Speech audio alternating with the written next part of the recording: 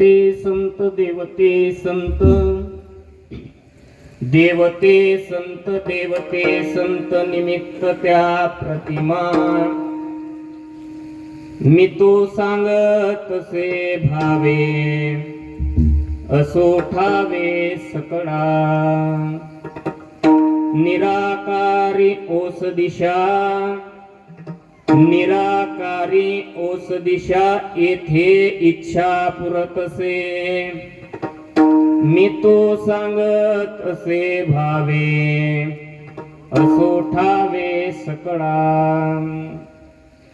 तुका मने रोकडे केने तुका मने रोकडे केने सेविता येणे पोटधाय मी तो सांगत असे भावे असो ठावे सकळा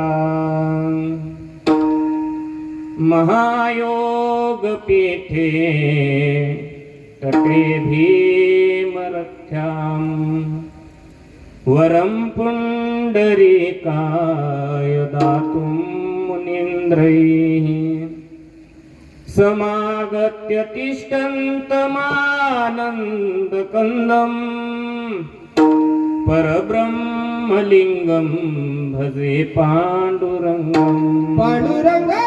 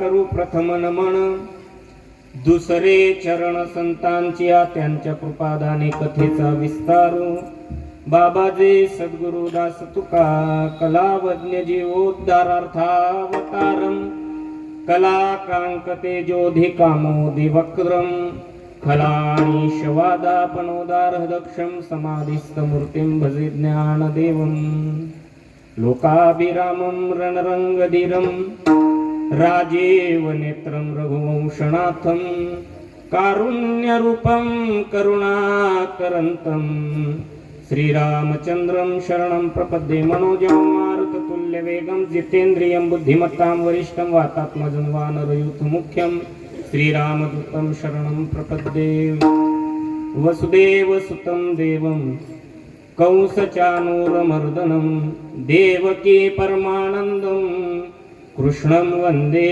जगद्गुरुं नमो सद्गुरु तुकया ज्ञानदीपा नमो सद्गुरु सच्चिदानंद रूपा नमो सद्गुरु भक्त कल्याण मूर्ती नमो सद्गुरु भास्करा पूर्ण कीर्ती संपाद्य ज्ञानंच विधाय भक्तिं विलोकितो येन समाधिराजः वैराग्यवन्तं सुविचारयुक्तं नमामि जोगं शिरसा गुरुन्तं विठ्ठल विठ्ठल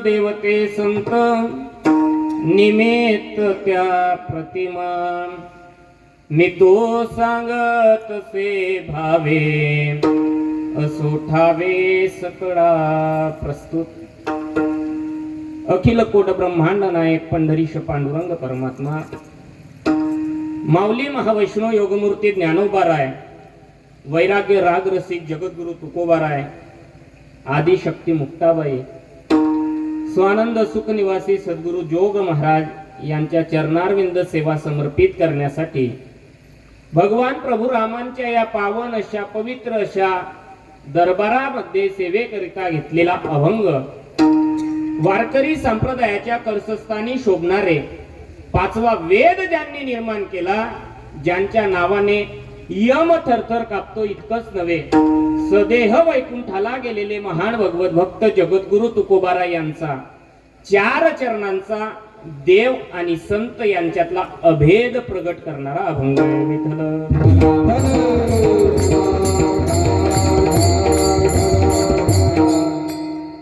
अभंगावरती आपल्याला संकल्पित वेळेमध्ये चिंतन अभंगाचा आपला सगळ्यांना करायचं आहे. तत्पूर्वी संप्रदायाच्या नियमाला अनुसरून परिहार द्यायचा तो असा की थोरा मोठ्यांच्या पदस्पर्शाने पावन आणि पुनीत झालेली आपली ही भांबेरी नगरी आणि या श्री क्षेत्र भांबेरी मध्ये प्रभू रामचंद्रांच्या जन्मोत्सवानिमित्त सुरू असलेला हा श्रीमद भागवत कथा संगीत तुळशी रामायण आणि त्यातल्या त्यात रात्री अखंड हरिनाम संकीर्तन सप्ताह, उत्कृष्ट असं या सप्ताहाचं आपण नियोजन केलेलं आहे. प्रभू रामचंद्रांची आता नवमी येणार आहे, म्हणजे जन्मोत्सव साजरा आपण करणार आहोत आणि त्या निमित्ताने तुम्ही आम्ही सगळेजण या ठिकाणी जमलेलो. आजची 3ऱ्या दिवसाची सेवा माझ्या वाट्याला आपल्या श्रीराम मंदिर संस्थान तथा समस्त गावकऱ्यांच्या मार्फत आज मला ही सेवा मिळालेली आहे.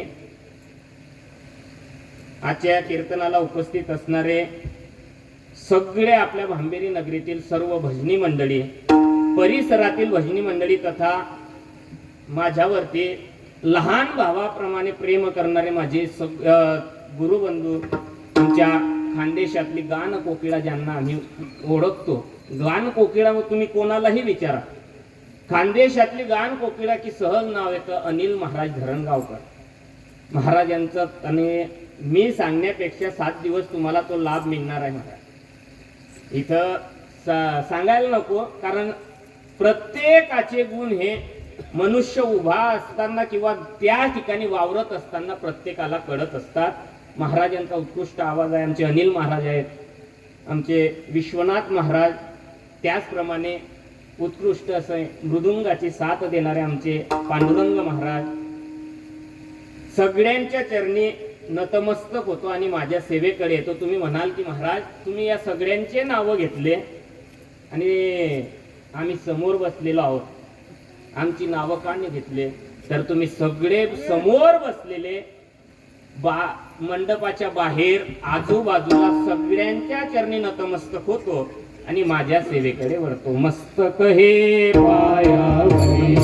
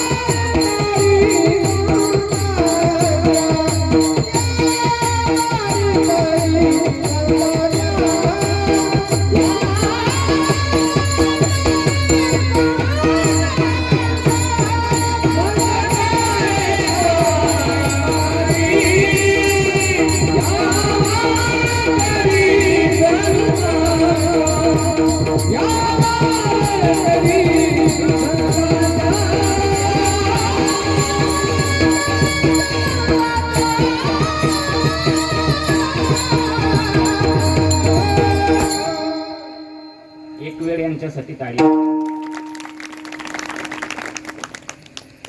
महाराज तुम्ही आम्ही आता तुमच्या सगळ्यांच्या पायावरती मी मस्तक ठेवलेलं आहे.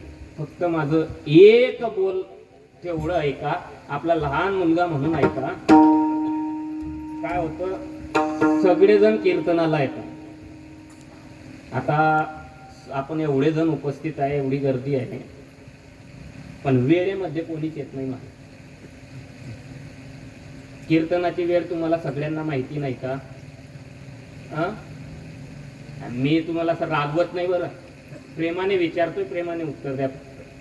काय वेळ आहे कीर्तनाची आपली? 8:30. आपण पॉम्पलेट वरती लिहिलेले, पत्रिकेवरती छापलेलं आहे 8:30. पण आपण केव्हा आले? खरं म्हणजे कीर्तन ऐकायला येत असताना अगोदर आपलं मन शुद्ध व्हायला पाहिजे, म्हणून अगोदरची पंचपदी असते. कारण काय, तुपाने अन्न शुद्ध होतं, नामाने शरीर शुद्ध होतं, ध्यानाने मन शुद्ध होतं आणि दानाने धन शुद्ध होत असतं. महाराज, आपलं अंतःकरण शुद्ध व्हावं याच्यासाठी अगोदर रामकृष्ण हरी भजनापासून ते कीर्तनकार येतो तोपर्यंत काय असतं? भजन चालू असतं. आपण खरं सांगा, भजनाला महत्व देतो का?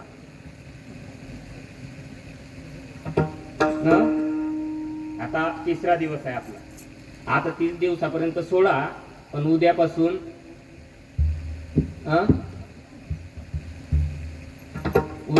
लवकर बघा. कसं असतं, लग्नाला जातो आपण, जातात ना तुम्ही लग्नाला?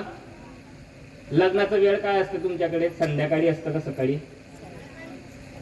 दुपारी. दुपारी असतं. काय वेळ असते? 12ची. 12 वाजेला लग्न असतं. ते वेळेवर लागू का नको लागू, पण पत्रिकेत काय असतं? 12 वाजता लग्न लागणार आहे. खरं सांगा, तुम्ही किती वाजेला जाता?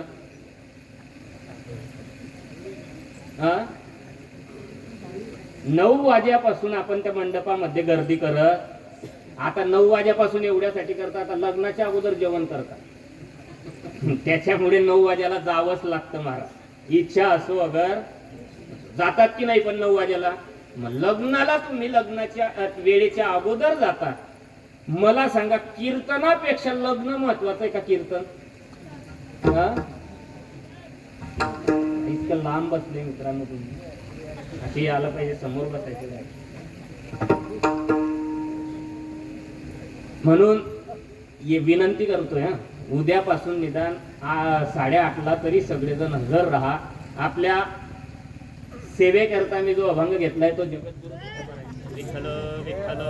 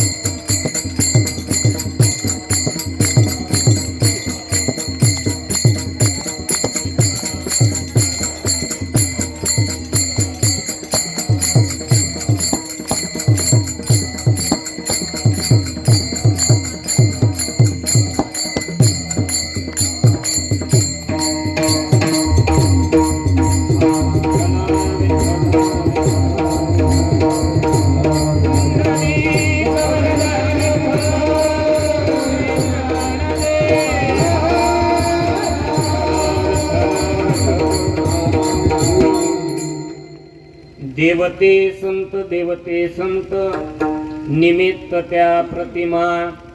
मी तो सांगत से भावे असो ठावे सकडा. जगद्गुरु तुकोबाराय या अभंगातून देव आणि संत यांच्यातला अभेद प्रकट करतात. अर्थात संतांचं वर्णन जगद्गुरु तुकोबाराय आजच्या या अभंगातून करतात. ज्या अर्थी जगद्गुरु तुकोबाराय संतांचं वर्णन करतात, त्या अर्थी संतांमध्ये काहीतरी विशेषत्व असायला पाहिजे. ते विशेषत्व संतांजवळ आहे, म्हणून जगद्गुरु तुकोबाराय वर्णन करतात. विठ्ठल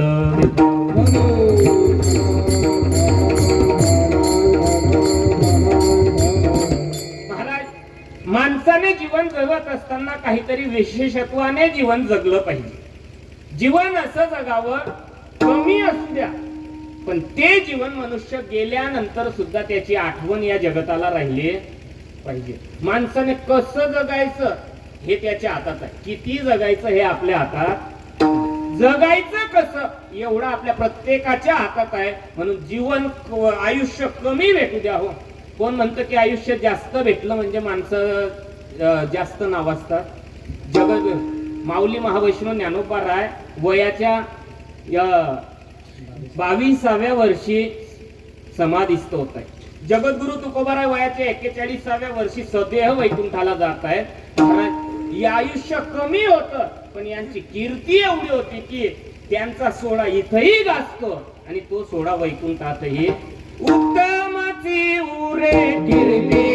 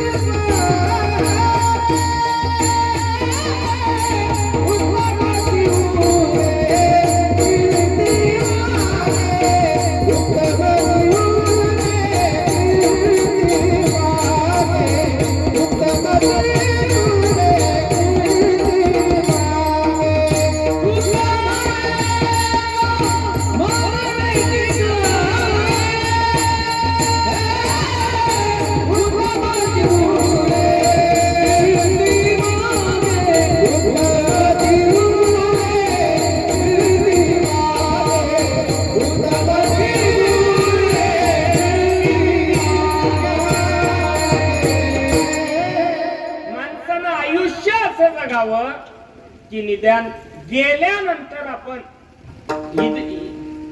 देहाचा त्याग केल्यानंतर तरी मला असं वाटतं त्या माणसाने 20 वर्ष तरी जिवंत राहिला. कोणी मी काय बोलतो ते समजतंय ना.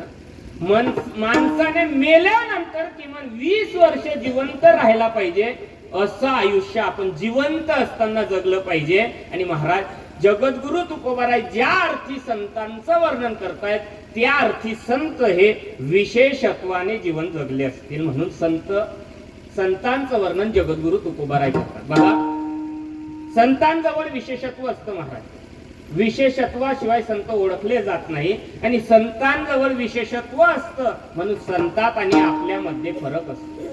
संत आणि आपल्यामध्ये दिसायला जरी आपण सारखे असलो तरी आपल्यामध्ये फरक आहे. जगद्गुरु तुकोबाराय फार सुंदर अभंग म्हणतात, सांगतात महाराज. तुकोबारायांचा एक अभंग आहे, त्याच्यामध्ये अनेक उदाहरणं तुकोबारायांनी दिले आणि आपल्याला पटवून दिलं की संत आणि सामान्य जनामध्ये भेद आहे. जगद्गुरु तुकोबाराय म्हणतात, दह्याची नि अंगे निघे ताकलोनी एका मोले दोन्ही मागू. दह्यापासून आपल्याला दह्याचं घुसळण केल्यानंतर ताकही मिळतं आणि तूपही मिळतं. ताक भरपूर असतं आणि तूप थोडं असतं महाराज. ताकाची किंमत 300 रुपये लिटर आणि तुपाची किंमत 20 रुपये किलो. असंच असतं ना. जागे आहे का तुम्ही? कसं असतं मग? उलट सांगितलं मी. तूप 600 रुपये किलो असतं महाराज. तुपाच्या भावामध्ये ताक घेता येत नाही आणि ताकाच्या भावामध्ये तूप मिळत. एका मोले दोन्ही मागू नये महाराज.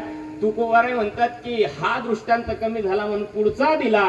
तुकोबाराय म्हणतात, आकाशाचे कोटी आकाशाचे अंगी हिरा गारगोटी.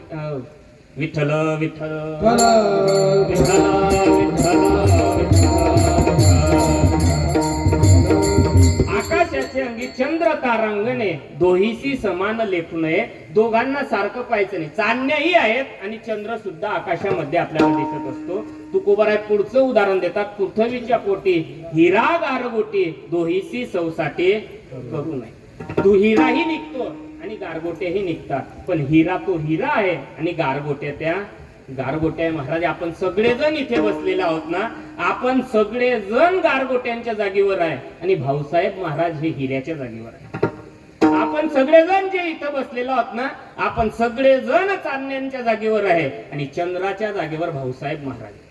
आपण सगळेजण इथं बसलेलो आहोत, आपण सगळेजण ताकाच्या जागेवर आहोत आणि भाऊसाहेब महाराज हे तुपाच्या जागेवर आहे.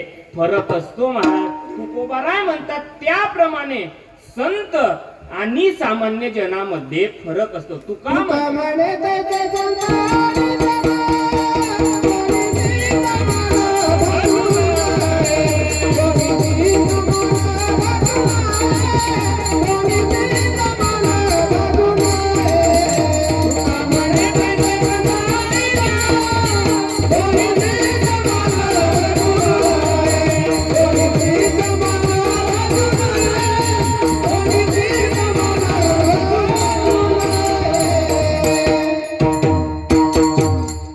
जगद्गुरु तुकोबाराय म्हणतात तुका म्हणे तैसे संत आणि जन दोहीसी समान फरक असतो महाराज. तुका संत नव्हती जगा माणसाच्या सारखे. काय फरक असतो तर संतांजवळ विशेषत्व असतं म्हणून तुकोबाराय संतांचं वर्णन करतात. खरं पाहायला गेलं संतांचं वर्णन करणं एवढं सोपं. संतां एक वेळ देवाचं वर्णन करता येतं पण संतांचं वर्णन करणं फार कठीण आहे महाराज. देवाचं वर्णन करता येतं. देवाचं वर्णन करायचं झालं तर कोणत्या देवाचं करता येतं? सगुण साकार भगवान परमात्म्याचं वर्णन आपल्याला करता येतं. निर्गुण निराकाराचं वर्णन आपल्याला जमणार. जो दिसतच नाही ज्याचा आकार आपल्याला माहित नाही त्याचं वर्णन कसं शक्य आहे महाराज? निर्गुण निराकाराचं वर्णन आपल्याला जमणार नाही. तुम्हा आम्हाला शक्य नाही. याच्याही पुढे जाऊन सांगतो वेदांना सुद्धा ते जमलं. या जगतामध्ये जर जाणण्यामध्ये कोणी श्रेष्ठ असेल तर तो म्हणजे वेद श्रेष्ठ आहे. आणि स्तुती करण्यामध्ये जर कोण श्रेष्ठ असेल तर स्तुती करण्यामध्ये शेष श्रेष्ठ आहे. वेद श्रेष्ठ ज्ञानोबरायच आपल्याला सांगतात पाहेपा जाणीवेचे निवडे कोणी वेदापासून असे आगडे. वेदापासून आणि शेषाहुनी तोंडागडे बोलक्याती. शेषासारखा तोंडागड सुद्धा या जगतामध्ये दुसरा कोणी आहे. वेद जाणण्यामध्ये श्रेष्ठ आहे आणि शेष स्तुती करण्यामध्ये श्रेष्ठ आहे. पण दोघांना सुद्धा निर्गुण निराकार भगवान परमात्म्याचं वर्णन करता आलं नाही महाराज. वेद जाणण्याला गेला की आपण निर्गुण निराकार भगवान परमात्म्याला जाणलं पाहिजे. वेद जाणण्यासाठी गेला पण त्या वेदाला आपला गाशा गुंडाळावा लागला. वेद जाणू गेला पुढे मौनावला. वेद जाणण्यासाठी गेला पण त्याला मौन बाळगावं लागलं. तसं शेष सुद्धा भगवान परमात्म्याची स्तुती करायला गेला. निर्गुण निराकाराची स्तुती करायला शेष गेला. पण शेषाचं काय झालं महाराज तर शेषाची जिव्हा दुभंगली गेली. सापाची जिव्हा पाहिली तुम्ही. जीभ कशी आहे? दुभंगली गेली महाराज. स्तुती करायला निर्गुण निराकाराची गेला पण त्याला जमलं नाही. मग जे वेदाला जमलं नाही जे शेषाला जमलं नाही ते तुम्हा आम्हाला जमणार आहे का? निर्गुण निराकाराची ते जीव जंतू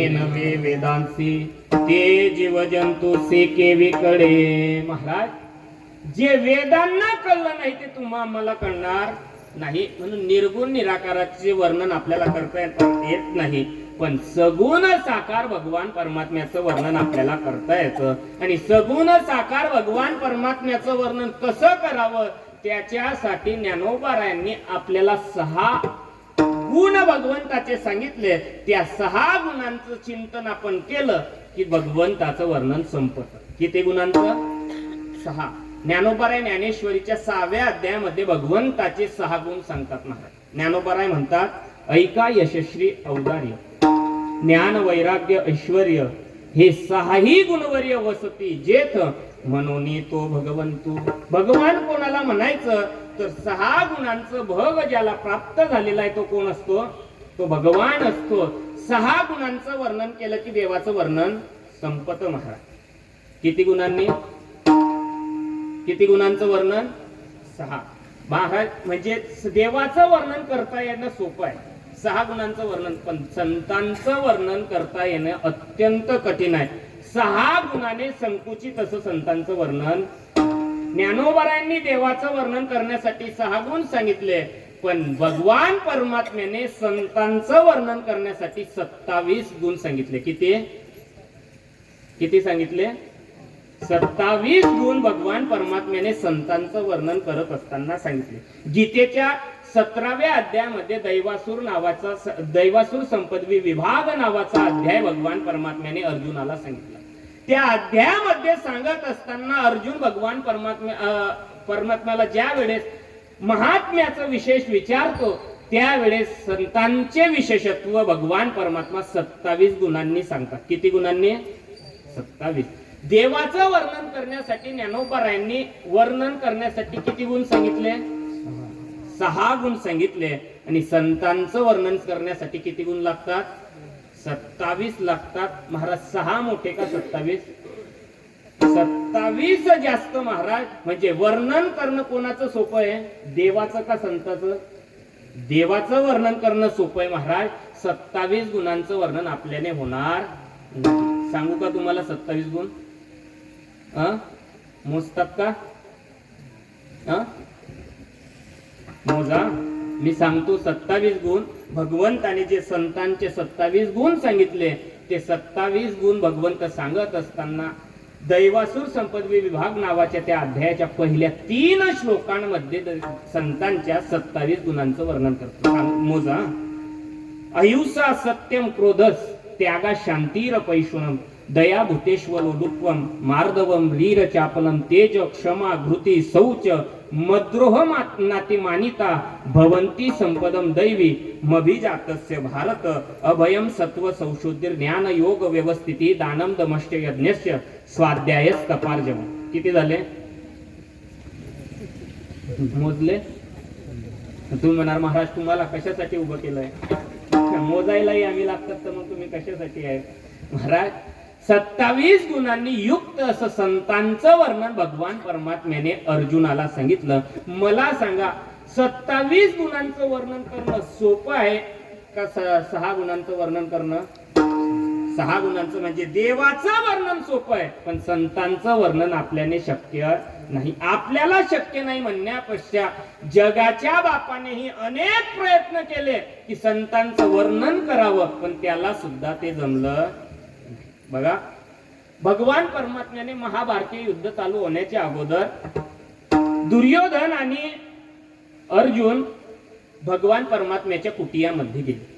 भगवान परमात्मा निजलेले होते त्या ठिकाणी. अगोदर दुर्योधन गेला, भगवंताला निजलेल्या अवस्थेमध्ये पाहिलं आणि दुर्योधन भगवंताजवळ गेला आणि उशीकडे जाऊन बसला. महाराज थोड्या वेळाने अर्जुन त्या कुटियेमध्ये आला. कुटियेमध्ये अर्जुन आल्यानंतर अर्जुनाने सुद्धा भगवंताला निद्रिस्त अवस्थेत पाहिलं, पण अर्जुनाने पाहिल्यानंतर देवाचा नमस्कार केला आणि त्या पायाजवळ जाऊन भगवान परमात्म्याच्या पायाजवळ जाऊन अर्जुन बसला.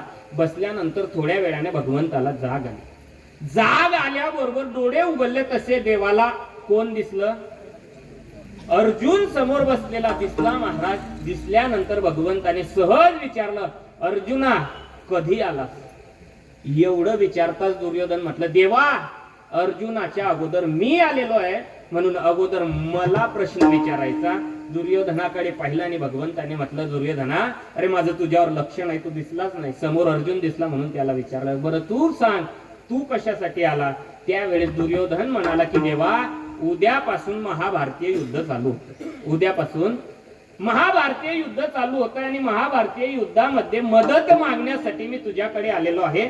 त्यावेळेस अर्जुनाला भगवान परमात्म्याला विचारल्यानंतर अर्जुन म्हणतो की देवा मला सुद्धा मदतच पाहिजे आहे, मला तुमच्याकडून मदतीचीच अपेक्षा आहे. त्यावेळेस भगवंत म्हटले की ठीक आहे, मी दोघांनाही मदत करायला तयार आहे, पण माझा नियम आहे की एका बाजूला माझं सर्व सैन्य आहे आणि एका बाजूला मी उभा आहे आणि मी ज्याच्या बाजूने युद्ध करेल त्या बाजूने मी शस्त्र हातात धरणार नाही. फक्त युक्तीच्या 4 गोष्टी तुम्हाला सांगेल. दुर्योधन विचार करतो की देव जर आपल्या बाजूने आला तर आपल्याला रणांगणावर काय करायला जायचंय?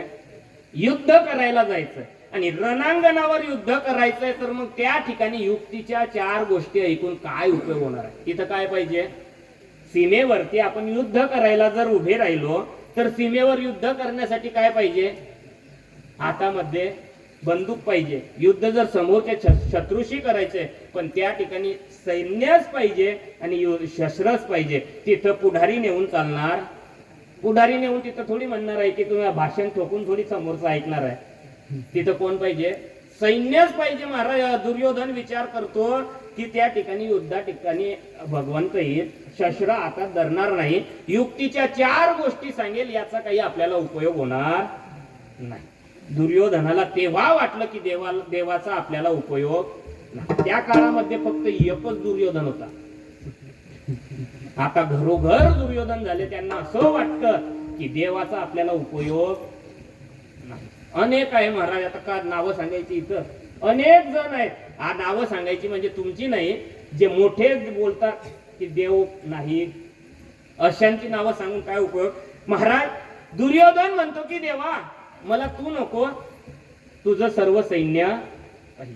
दुर्योधनाने सगळं सैन्य मागून घेतलं आणि मग भगवान परमात्मा अर्जुनाकडे गेले. अर्जुना तुझी काय इच्छा आहे? अर्जुन म्हणतो की देवा मला मागायची गरज म्हणे. का मागायची गरज नाही? देवा मला जे पाहिजे ते मला मिळालेलं आहे, ते मागण्यात उपयोग म्हणे. काय पाहिजे होतं? मला तुझ्याशिवाय दुसरं कोणीच पाहिजे नव्हतं, तुझं सैन्यही मला नको. मला माहितीये तू ज्या बाजूने उभं राहशील त्या बाजूला पराजय येणार, तिथं अपयश नाही. पण अर्जुन आणि भगवंताचं नातं काही वेगळंच होतं महाराज. दोघांचं नातं होतं आते भाऊ मामे भाऊ, आणि मस्करी दोघांमध्ये चालत होती. देवाला त्या दिवशी असं वाटलं की अर्जुनाची थोडी मस्करी करावी, म्हणून अर्जुनाला भगवान परमात्मा म्हणतात की अर्जुना मला असं वाटतंय ना या महाभारतीय युद्धामध्ये तुझं पराजय झाल्याशिवाय राहणार. महाभारतीय युद्धात तुझा पराजय झाल्याशिवाय राहणार नाही. अर्जुन म्हणतो देवा तुला असं का वाटतं? अरे मला वाटतंय की तुझा पराजय झाल्याशिवाय राहणार नाही. म्हणजे का वाटतं? देव म्हणतो की हार तो तेरी निश्चित है, तू हो जाएगा उदास. अर्जुनाला देव काय म्हणतो? हा बरोबर ना? मग देव अर्जुनाला म्हणतो की हार तो तेरी निश्चित है, तू हो जाएगा उदास. माखन तो दुर्योधन ले गया, छाछ बचा है तेरे पास. महाराज भगवंताने अर्जुनाला म्हटलं की अर्जुना मला असं वाटतं या महाभारतीय युद्धात तुझं पराजय झाल्याशिवाय राहणार नाही. का पराजय होईल? कारण जे माखन होतं, जे लोणी होतं ना, ते सगळं दुर्योधन घेऊन गेला. तुझ्या हातात फक्त एक फुकाचं ताक वाचलेलं आहे, या ताकाचा तुला उपयोग होणार नाही. पण तो भक्त शिरोमणी अर्जुन होता महाराज. अर्जुनाने क्षणात उत्तर दिलं की देवा तुला जे वाटतंय ना की माझा पराजय होईल, पण तसं काहीच होणार नाही. जीत तो मेरी निश्चित है, मैं न होऊंगा उदास. अर्जुन आता देवाला म्हणतो जीत तो मेरी निश्चित है, मैं न होऊंगा उदास. माखन ले गया तो क्या हुआ, माखन चोर है मेरे पास. महाराज भगवान परमात्मा ज्याच्या जवळ असेल त्याचा पराजय कुठून होणार आहे महाराज? जगाचा मालक आहे, त्याच्या मनात आल्यानंतर काय होत नाही. त्या भगवंताला बोलल्यानंतर भगवंत दुसऱ्या दिवशी अर्जुनाच्या रथाचं सारथ्य पण भगवंताने केलं. रथावरती अर्जुन बसला, समोर भगवंत बसलेला आहे. बसल्यानंतर अर्जुन भगवंताला म्हणाले देवा एक काम कर, आता माझा रथ रणांगणावर अशा ठिकाणी नेऊन सोड की ज्या ठिकाणून मला पूर्ण रणभूमीचं निरीक्षण करता येईल. भगवंताने तसंच केलं महाराज. अर्जुनाने सांगलं तसाच तो रथ मध्यभागी नेल्यानंतर त्या ठिकाणी अर्जुनाने आजूबाजूला पाहायला लागले. भगवंत सगळे आजूबाजूला रणांगणावर पाहिल्यानंतर भगवंताला अर्जुन म्हटलं की देवा मला युद्ध करायचं.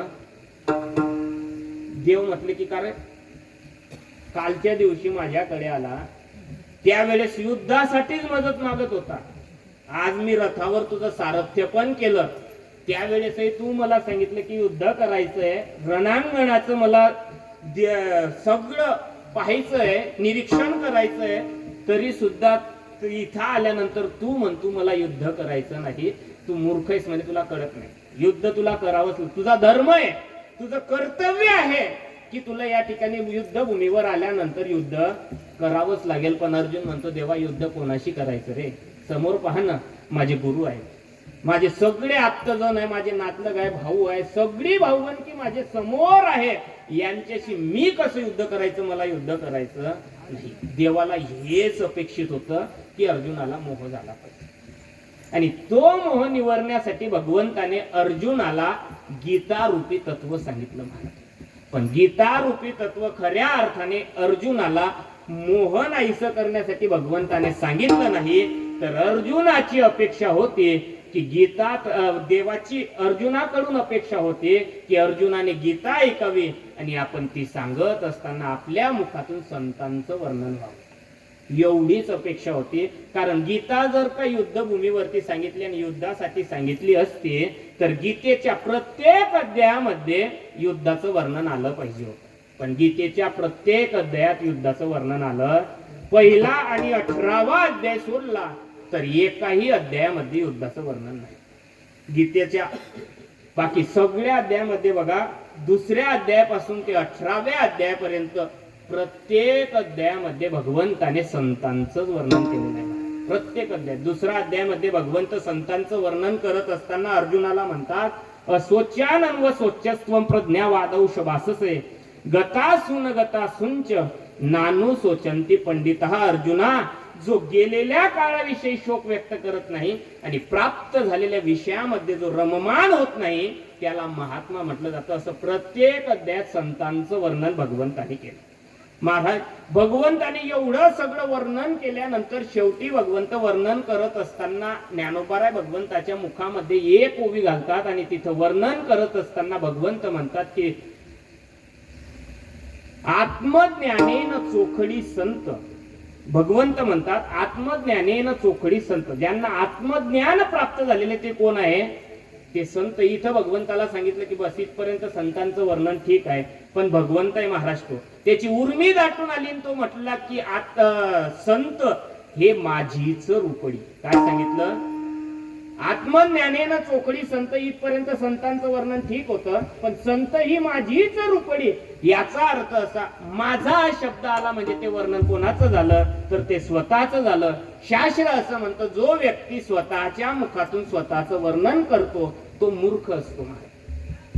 देवाने सुद्धा अनेक ठिकाणी प्रयत्न केला संतांचं वर्णन करण्याचा, पण देवालाही जमलं नाही. आणि म्हणून संतांचं वर्णन जर करायचं झालं तर संतांचं वर्णन करण्यासाठी आपल्याला अगोदर संत व्हावं लागेल. काय व्हावं लागेल? भक्ताचा महिमा भक्तची जाणते, दुर्लभ ह्या गती आणि कासे. भक्त व्हावं लागेल महाराज, तिथं इतरांचं काम नाही. आणि त्या अर्थे जगद्गुरु तुकोबाराय त्या संतांचं वर्णन आजच्या भक्तातून करतात. जगद्गुरु तुकोबाराय वर्णन करत असताना म्हणतात की संत म्हणजे नेमकं काय तुम्हाला जाणायचं आहे ना? संत म्हणजे देवाचं स्वरूप असतं, अभंगाचं पहिलं. देवते संत, देवते संत, देवते संत, देवते संत,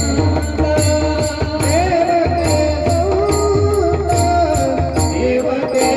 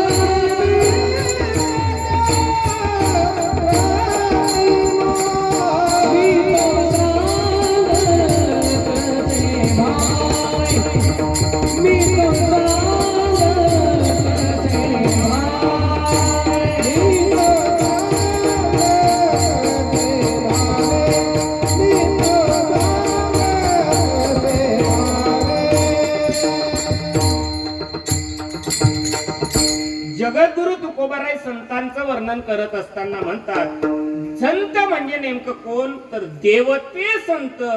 देवते संत निमित्त त्या प्रतिमा.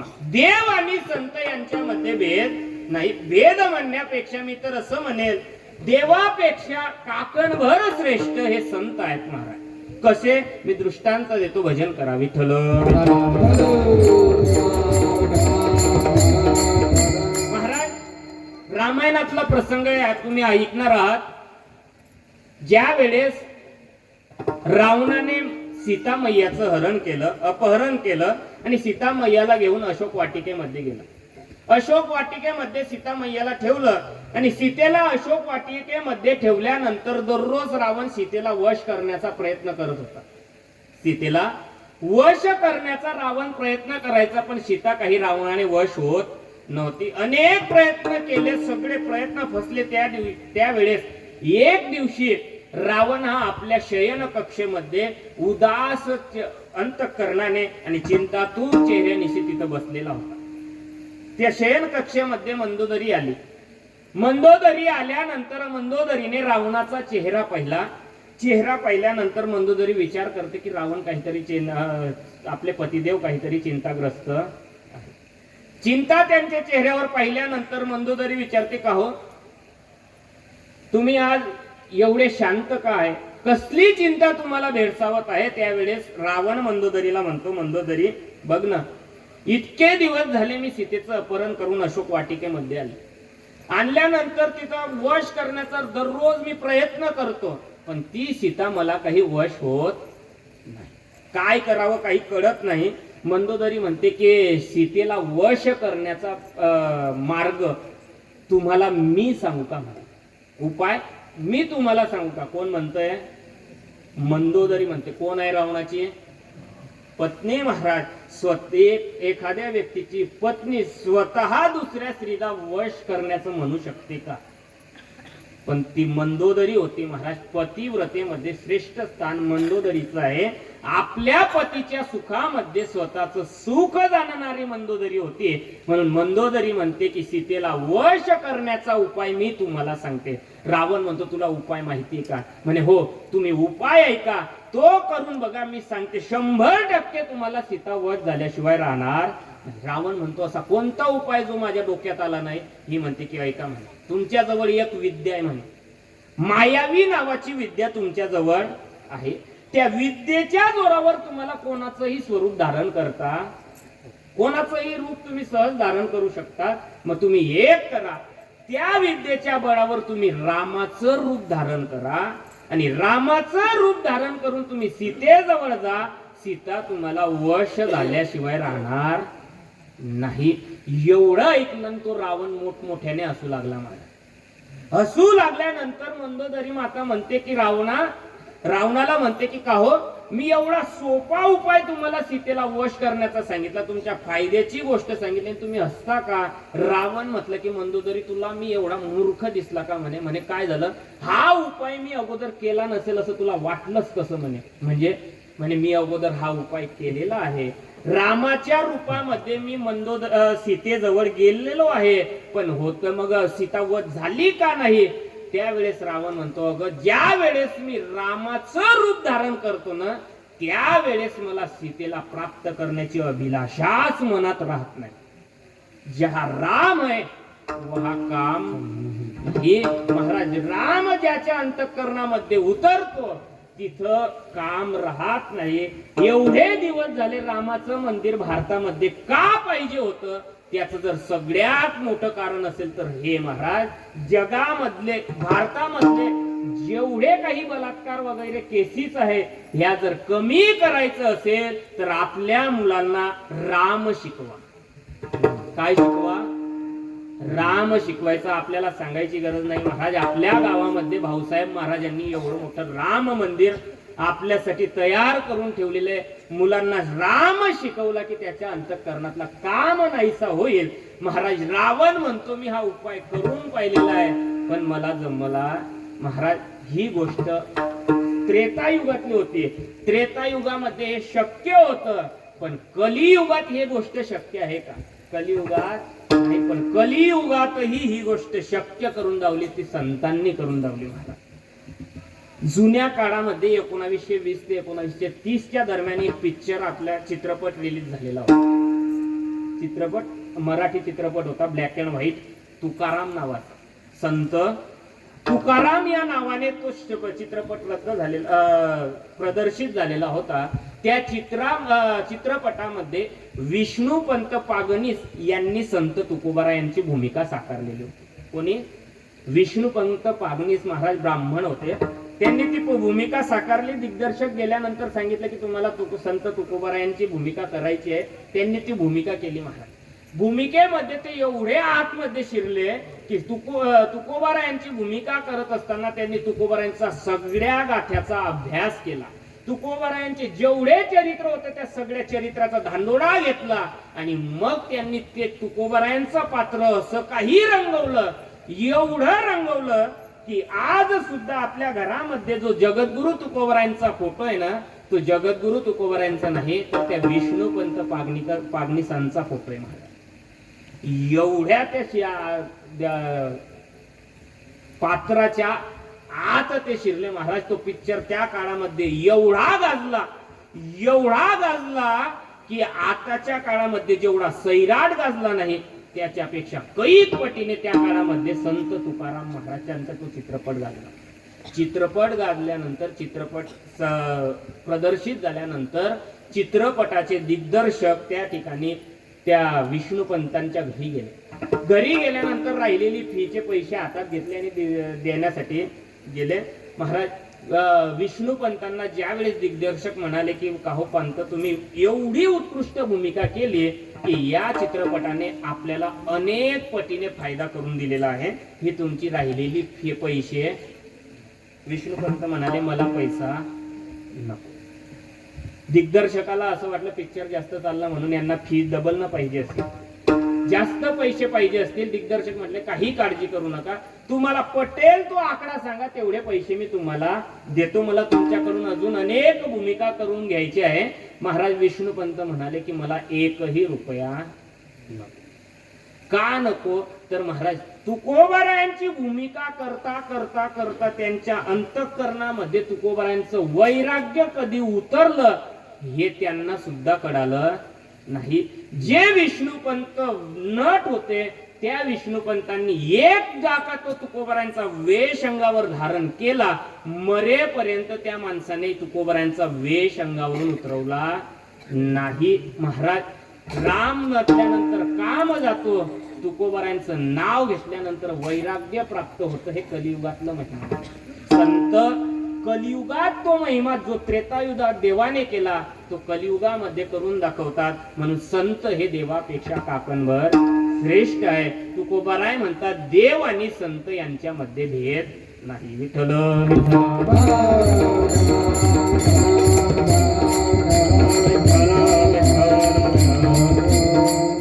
अनेक उदाहरण आहे की देव आणि संत, देव हे देवापेक्षा संत हे काकणभर श्रेष्ठ आहे. तुकोबाराय म्हणतात, ज्ञानोबाराय सुद्धा आपल्याला सांगतात की देवात आणि संतात भेद नाही. ज्ञानोबाराय म्हणतात मी सविस्तर वटत्व जैसे बीज कणिके माझी वसे, अंत वट वस्तू जैसे बीज कणू.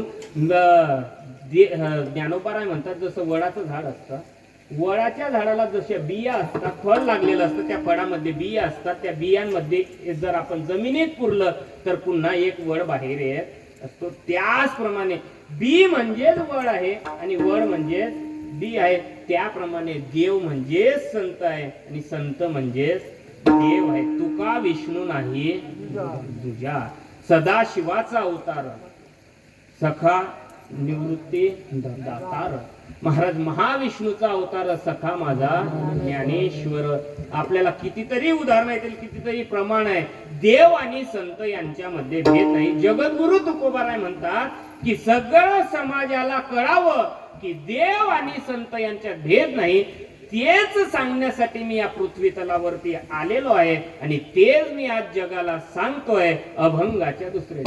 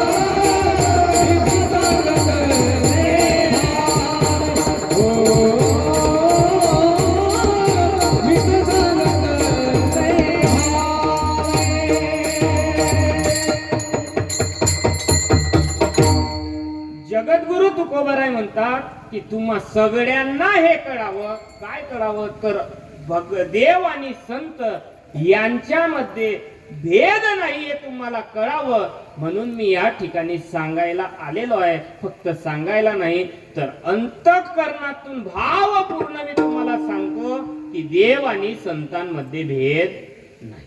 भावपूर्ण म्हणजे तुकोबारायांना माहिती आहे महाराज की परमार्थ करत असताना भाव महत्वाचा आहे आणि संसार करत असताना कृती महत्वाची आहे. भाव लागतो परमार्थामध्ये, दुसरं काहीच लागत नाही महाराज. देव कशाचा भुकेला आहे हो? भावाचा भुकेलेला आहे. काही न लगे एक भावची कारण तुका म्हणे आण विठोबाची. तुकोबाराय त्या भगवान परमात्म्याची शपथ घेऊन सांगतात की परमार्थ करायचा आहे ना तर भावपूर्ण अंतःकरणाने करा. भावाने पर देव आकळला जातो महाराज. भाव जर नसेल तर तुम्ही कशीही भक्ती केली तरी तिला महत्व नाही.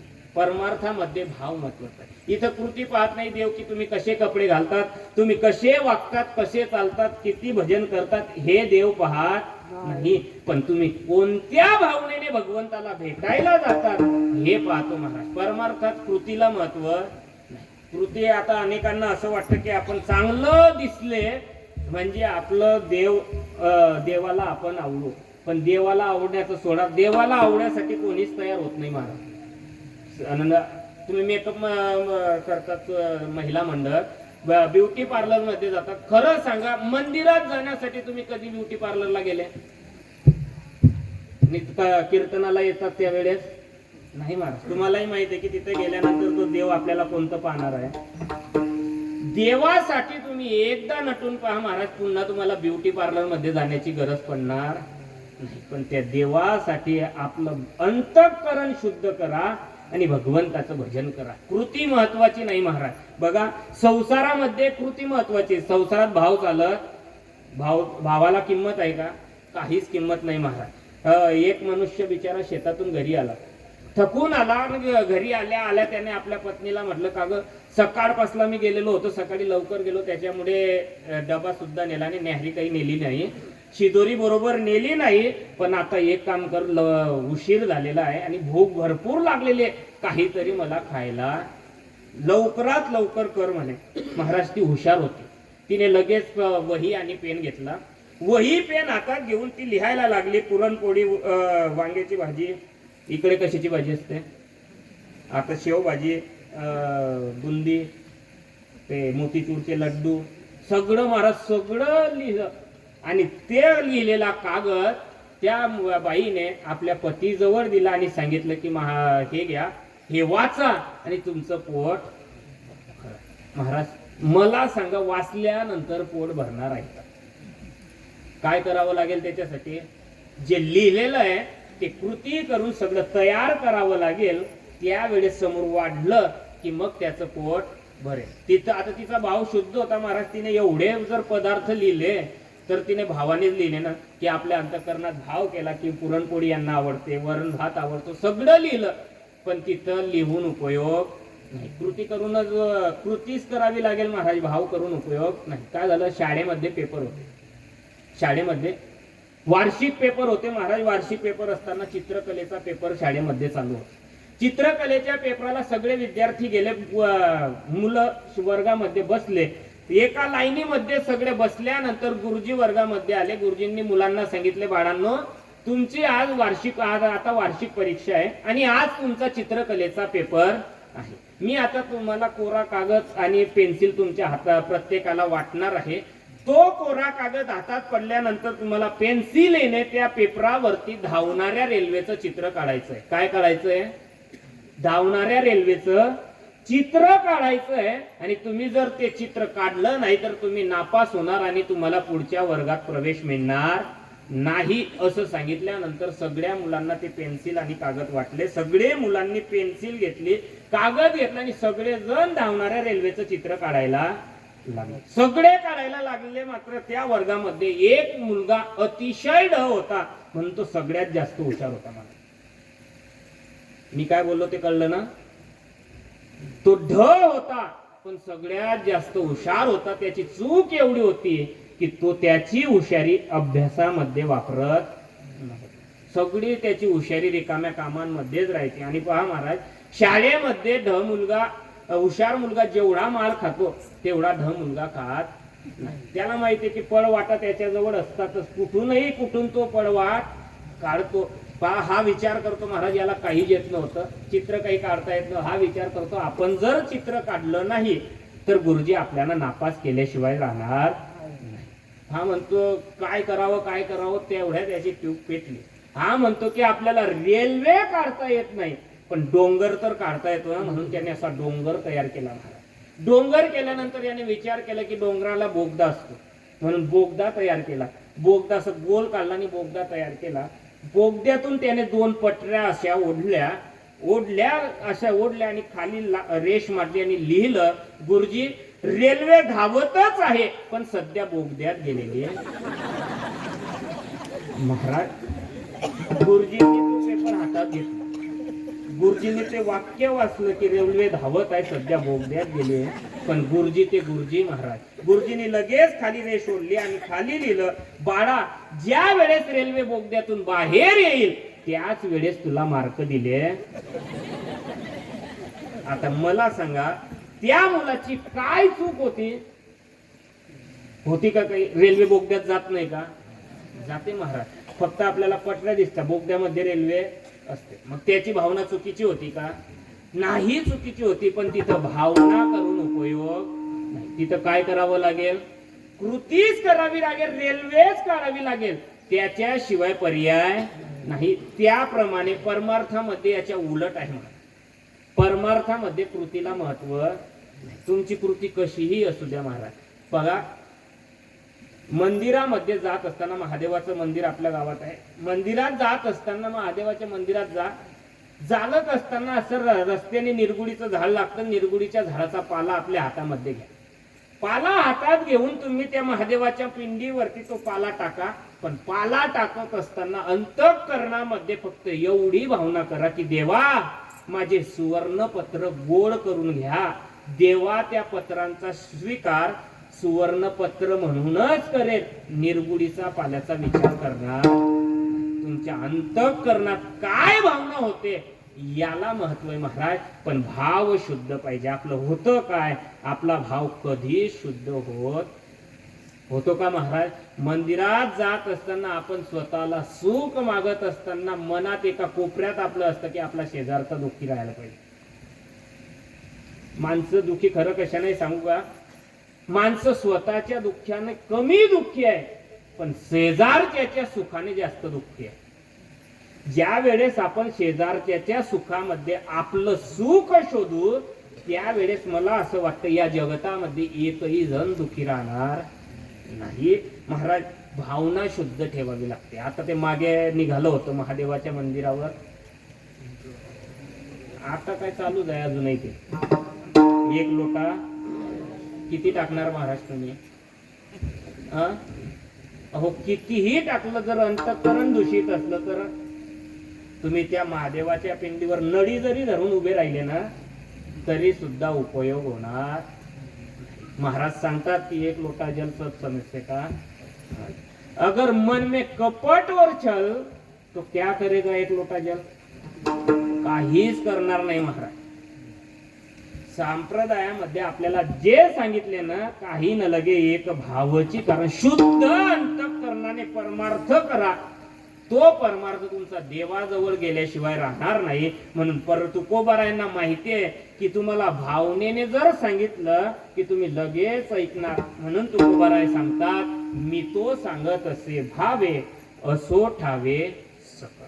जगद्गुरु तुकोबाराय म्हणतात की तुम्हाला कळावं म्हणून मी या ठिकाणी आलोय. देव आणि संतांमध्ये उलट तुकोबाराय म्हणतात, तुमची जर इच्छा अंतःकरणामध्ये काही असेल, सगुण साकार जर तुमची इच्छा असेल आणि ती इच्छा घेऊन जर तुम्ही निर्गुण निराकार भगवान परमात्म्याजवळ गेलात तर तुमची सगुण इच्छा निर्गुण भगवान परमात्मा पूर्ण करणार नाही. मग निर्गुण भगवान परमात्मा पूर्ण करणार नाही, मग तुमची इच्छा पूर्ण कोण करेल?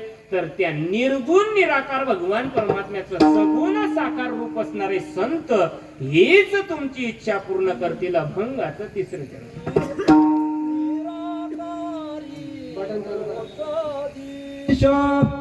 निराकारी ओ सतीशा निराकारी ओ सतीशा निराकारी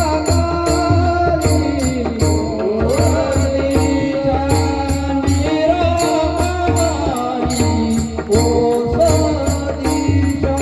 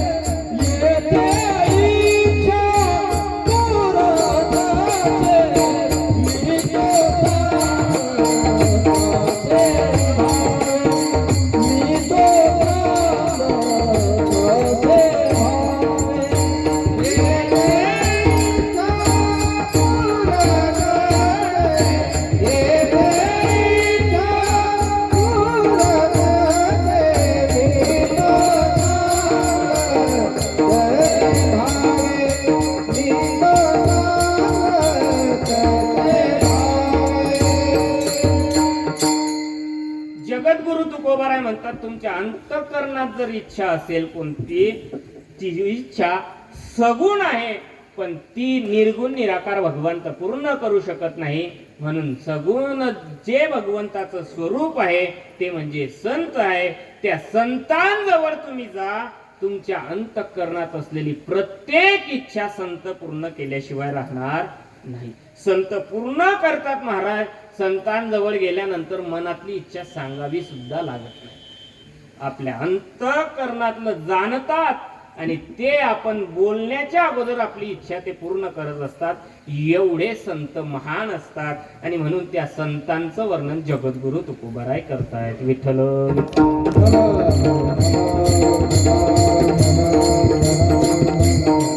महाराज, अभंगाच्या 3 चरणांपर्यंत आपण पोहोचलेलो आहोत. 3 चरणांचा भाव मी सांगितलेला आहे. शेवटच्या चरणाचा भाव सांगण्या अगोदर सगळ्यांनी एक वेळ एकदम चांगलं बसा आणि भगवान परमात्म्याचं नामचिंतन करा.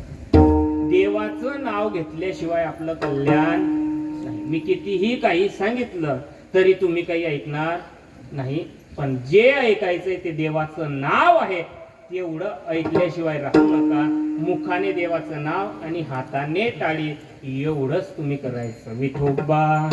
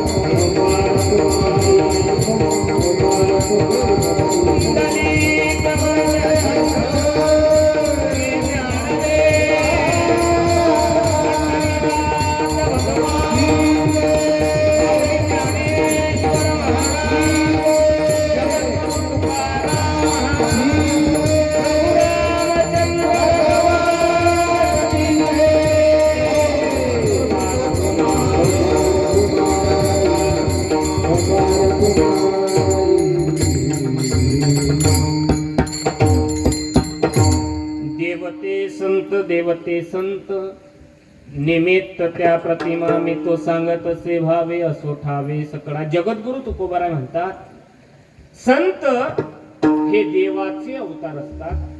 देव सहजासहजी आपल्याला भेटू शकत. कलियुगामध्ये देवाचं दर्शन होणं अत्यंत कठीण आहे. पण महाराज, देवाचं दर्शन होत नाही तर संतांचं दर्शन सहज शक्य आहे. सहज शक्य म्हणजे बहु अवघड आहे. संत भेटी आपल्याला माहिती आहे.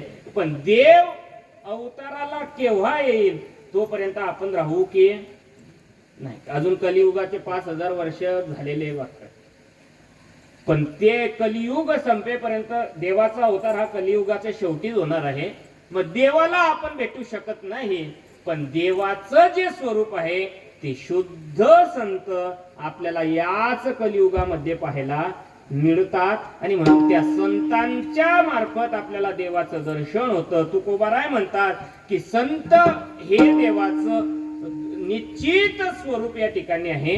देवाचं प्रागट्यकरण वेगळं आणि देवाला संतांमध्ये पाहणं वेगळं. महाराज तुकोबाराय म्हणतात देवाचं मूळ स्वरूप कलियुगामधलं जर कोण असतील तर ते संत आहे. त्या संतांमध्येच देवाला पहा. अभंगाचं शेवटचं चरण.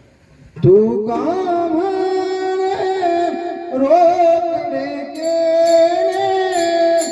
तुका म्हणे रोकडे केले, तुका म्हणे रोकडे केले, तुका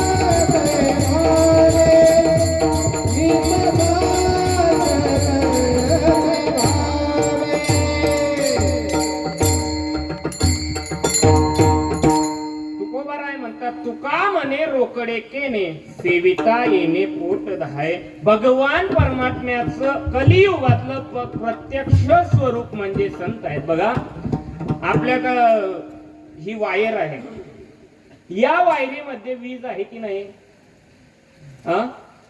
वीज आहे महाराज. वायरीतल्या विजेची प्राप्ती आपल्याला केव्हा होते? तर बल्ब म्हणजे वायरीची बल्ब, लाईट जो आपण लावतो बल्ब, तो बल्ब म्हणजे विजेची प्रत्यक्ष प्राप्ती आहे. जमिनीच्या पोटामध्ये आपल्याला पाणी माहिती आहे, पाणी आहे असं सगळ्यांना माहिती आहे. त्या पाणी प्राप्त करण्यासाठी काय करावं लागतं? एक तर विहीर खोदावी लागते, नाहीतर बोरवेल तरी करावी लागते. विहीर म्हणजे पाण्याची, जमिनीतल्या पाण्याची प्रत्यक्ष प्राप्ती म्हणजे विहीर आहे. वायरी मधल्या विजेची प्रत्यक्ष प्राप्ती म्हणजे बल्ब आहे. त्याप्रमाणे कलियुगामध्ये देव जडीच तडी वरलेला आहे, पण त्याची प्रत्यक्ष प्राप्ती म्हणजे संत आहेत. तुका म्हणे रोकडे केने सेविता येणे पोट धाय. महाराज जगद्गुरु तुकोबाराय म्हणतात की संत आणि देवामध्ये भेद नाही. संत जर आपल्या दारी आले ना तर मला असं वाटतं देव आलं असं समजावं आणि त्या संतांची पूजा आपण केली पाहिजे. आपल्या अंतःकरणात असलेल्या सगळ्या इच्छा संतांजवळ मानल्या पाहिजे. ते जसं देव पूर्ण करतो त्याचप्रमाणे संत पूर्ण करतात.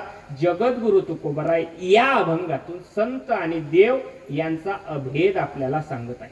महाराज 4 चरणांचा भाव मी तुमच्या समोर मांडण्याचा प्रयत्न केलेला आहे.